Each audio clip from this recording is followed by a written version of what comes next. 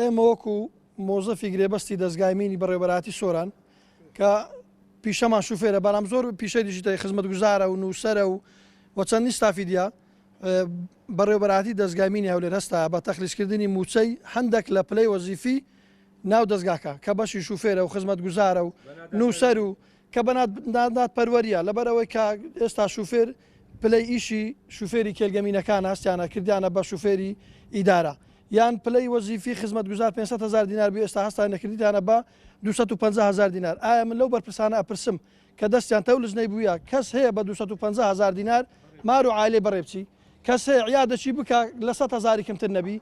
کەس هەیە موچەی 700,000 بیتولۆی بکەی بە 400,000 پێی برێ زیادی شەلەوی باخۆی بینیتە جێی ئەو کەسانە کە موچەی لێ بڕیا فکر بکەەوە داخۆت چەند متەسیرەوی بەوەی کە لێیان کردیە حکومەت دەبیستاوەش بەزیدی بەمەدا بخشینەوە تێگەم ئاشەکەن کەم نەکرێتەوە تێگە ئەوانە هەموو خەڵکی فەقیر و هەژارن هیوایە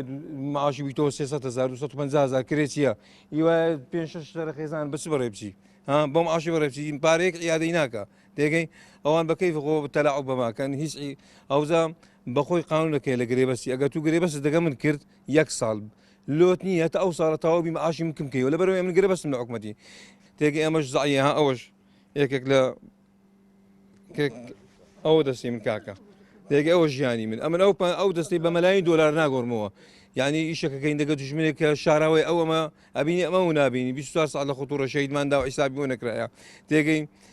بریندارمان هەیە لە ماڵی کەوتەی حیسابی نۆکرایە دینارمان لێ سەرف نەکرایە هیچ تا ئێستا هیچ حیسابە کلۆمە نەکرایە ئێمەش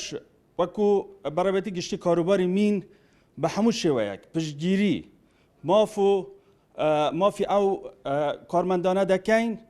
کە لە کێرگەمینەکان کار دەکەن واروەها چونکە بەڕێوەتی گشتی کاروباری مین هەولێر تایبەتمەندی خۆی هەیە لێرە کۆگای تەقەمەنیمان هەیە ڕۆژانە فەرمانبەران دەردەچن لەگەڵ شوفێرەکان پەیوەستن بە کارێک کە ئەو کەسانە کە لە کێرگەمین کار دەکەن و پێویستە تایبەتمەندی بدرێت بۆ بەڕێوەتی گشتیمان و ئێمە پشتگیری ماف و امتیازاتی ئەو فەرمانبەرانە دەکەین.